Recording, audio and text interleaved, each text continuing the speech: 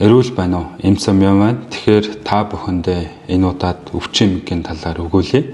Тэгэхээр өвчин эмгэг бол зөвхөн эмч мэдэх албагүй.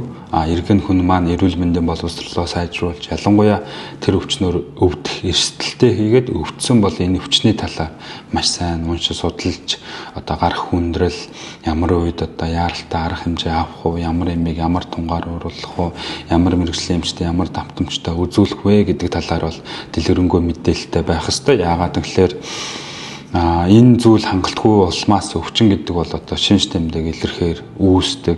Улмаар бол эмч маань бүх зүйлийг мэдэж менежмент хийх ёстой гэж жаахан буруу ойлголттой байдаг. Яагаад гэвэл өвчин эмгийг дарж эрүүл хэм маягаа урлаж урт наслыг гэж бодож байвал хамтдаа л хийчих ёстой байдаг.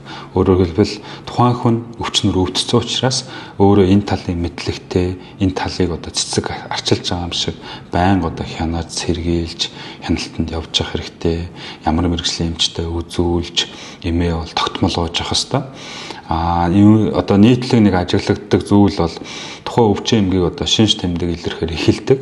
Шинж тэмдэг байхгүй болохоор идэгчдэг зүйл ерөөсөө биш. Яагаад гэвэл мөс нүүлэн доод хэсэг шиг өвчин эмгэг маань биед шалтгаан өвчин зүйл үйлчлээд энэ маань нөхцөлдөж эд дисийг эмгэгшүүлж үйл ажиллагаа нь алдагдсны үндсэн дээр та бидний биед илрэх боломжтой шинж тэмдэг зөөр байдлаар илэрдэг гэсэн.